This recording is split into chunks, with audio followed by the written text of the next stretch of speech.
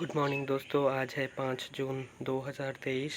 आज है विश्व पर्यावरण दिवस यानी कि वर्ल्ड इन्वायरमेंट डे। आज हम चले आए हैं मार्केट की कंडीशन देखने के लिए। पहले चले जाते हैं यूएस विक्स के चार्ट पर। यूएस विक्स के जो डेली चार्ट है वो देखना है हमें। डेली चार्ट देखकर एक व्यू फॉर्म करना है जिससे कि हम अच्छी तरह से मार्केट में पार्टिसिपेट कर पाए। तो अब देख पा रहे हैं कि यूएस विक्स निचली स्तरों पर ट्रेड कर रहे हैं बहुत दिनों से, और ये जो जितना कम रहता है तो उतना डर का माहौल नहीं रहता है इक्विटी मार्केट पर, और जो इन्वेस्टमेंट है उसकी वैल्यू बढ़ती रहती है। इसके बाद चले जाते हैं इन्वेस्ट 10 ईयर बॉन्ड यील्ड की तरफ। 10 ईयर बॉन्ड यील्ड ने एक रिट्रेसमेंट दिखाया था जहाँ से ब्रेकआउट लिए थे और फिर चल दिए ऊपर की तरफ। तो यहाँ पर इन्फ्लेशन की जो मुद्दा है वो अच्छी तरह से नाक में पानी डालने की कोशिश कर रहा है इक्विटी मार्केट पर। और अब जो क्रूड ऑयल का मार्केट है, क्रूड ऑयल ऊपर की स्तरों से प्रेशर झेल रहा है। तो इस स्तर पर 75 के स्तर से जो प्रेशर झेला है उसके तहत अब मार्केट इस तरफ चल पड़ा है कि मार्केट 70 के स्तर को छूने के लिए चल पड़ा है। और अब नास्डैक का चार्ट में हम देखते हैं कि बहुत ज़्यादा तेज़ी है, और यहाँ पर कोई ऐसा कोई फोर्स नहीं है जो इसको दबा सके अब के माहौल में। और 15,200 के जो स्तर है वो छूने की कगार पर है। इसके बाद डाउ जोन्स में भी बहुत अच्छी स्ट्रेंथ दिखा रही है, और इसका जो पहला जो मंजिल है वो पहला मंजिल 34,360 की तरफ दिखाई पड़ रहा है। यूके मार्केट में हम क्या देखते हैं कि यहाँ पर भी निचली स्तरों से बहुत अच्छी से बाइंग आई है।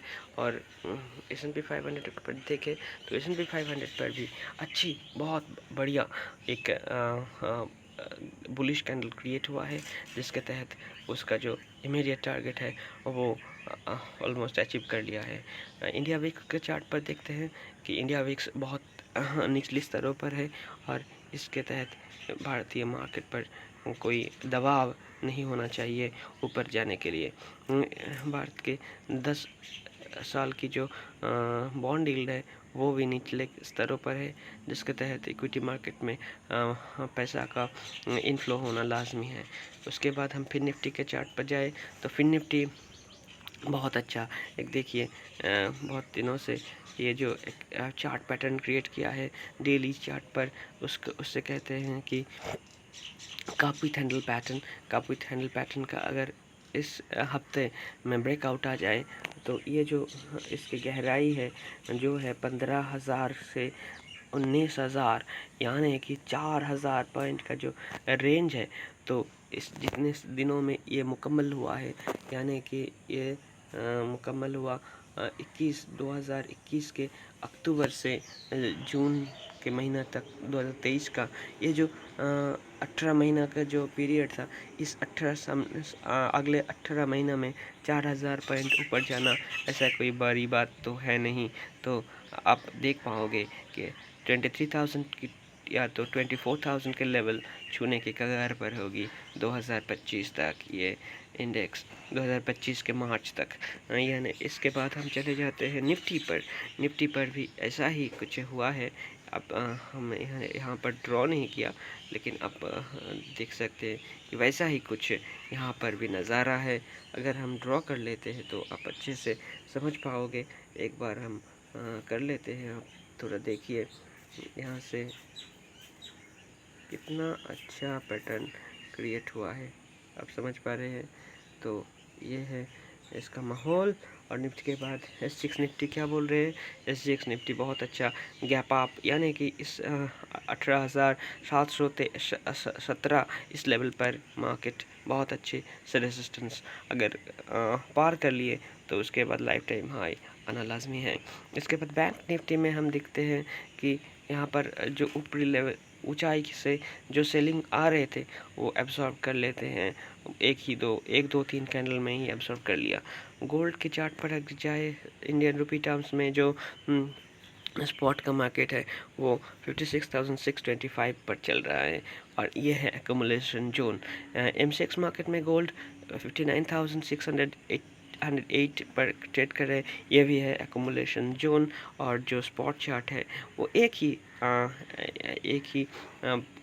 पॉइंट, एक ही जो इंडेक्स है, एक ही जो कमोडिटी है, उसका अलग अलग वर्जन है। और ये बहुत अच्छे से एक्यूमुलेशन जोन पर ट्रेड कर रहा है। और थोड़ी सी गिरावट और आ जाए तो यहाँ पर तो करना ही है 1900 के लेवल पर एक्यूमुलेट। USD INR जो रेंज है, उसका जो चैनल है, उस चैनल पर बहुत अच्छी तरह से एकदम कॉपी बुक लेवल पर ट्रेड हो रहे हैं। तो आप क्या कर सकते हो, यहाँ पर स्ट्रैंगल प्ले कर सकते हो 82.75 के लेवल से 81.5 लेवल तक। ये लेवल टूटने बहुत जल्दी टूटने वाला तो है नहीं। इसके बाद यूरो USD आप देख पाओगे कि बहुत अच्छी चैनल को रिस्पेक्ट कर रहे हैं। और आप यहाँ पर भी एक डाउनवर्ड्स चैनल के तहत आप शॉर्ट ट्रेड ले पाओगे उछाल पर। हर उछाल पर आप सेल कर सकते हो। इसके बाद अगर जाए तो यूरो INR और यूरो USD एक ही पैटर्न फॉलो करता है, तो ये भी सेल ऑन राइज मार्केट है। इसके बाद डॉलर इंडेक्स ऊपर किस तरफ से प्रेशर झेल रहे हैं, तो यहाँ से 104.2 लेवल से यहाँ पर प्रेशर झेला है। अगर 104.2 को फिर से काट सकते हैं तो कोई प्राइस एक्शन बनेगा, नहीं तो ये प्रेशर झेलना पड़ेगा। इथेरियम पर अगर जाए तो इथेरियम हम देखेंगे कि बहुत अच्छे चैनल को रिस्पेक्ट कर रहे हैं।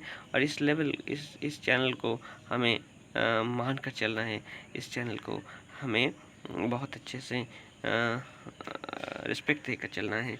मार्केट रिस्पेक्ट दे रहे हैं तो हम कौन बांधा है।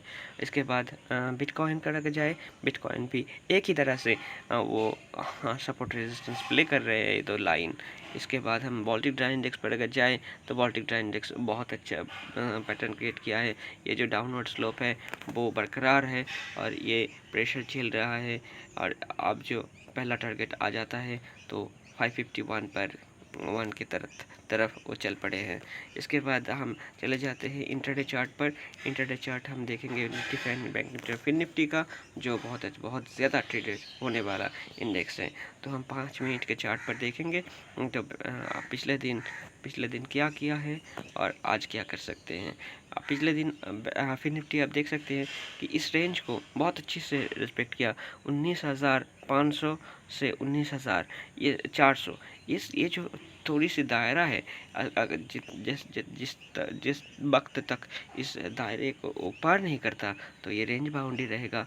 तो हम क्या कर सकते हैं, हम ये नॉन डायरेक्शनल ट्रेड प्लान कर सकते हैं, जैसे कि आयरन, कंडोर और स्ट्रैंगल। इंट्राडे करो तो नेकेड स्ट्रैंगल कर सकते हो और बहुत अच्छे स्टॉप लॉस के साथ। निफ्टी के चार्ट पर भी वही एक ही बात है, वॉलेटिलिटी थोड़ा ज़्यादा है लेकिन रेंज बाउंड ही है, रेंज बाउंड बट वॉलेटाइल। तो आप क्या कर सकते हो, यहाँ पर भी सेम अप्लाई कर सकते हो। SGX निफ्टी क्या बोल रहा है कि ये जो स्तर पार किया ना, उसके बाद वो रुका नहीं।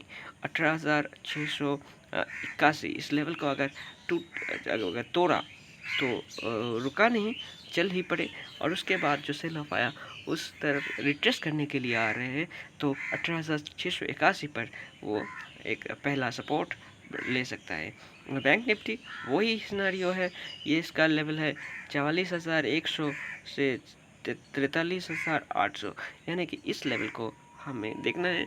इस लेवल को अगर किस तरफ टूटा तो हम डायरेक्शनल ट्रेड लेंगे, नहीं तो हम रेंज बाउंड स्ट्रेटजीज अप्लाई करेंगे। तो आज के लिए इतना ही। अगर हमारे चैनल अच्छे लगे तो लाइक कर देना वीडियो को और सब्सक्राइब कर लेना ये चैनल को। धन्यवाद।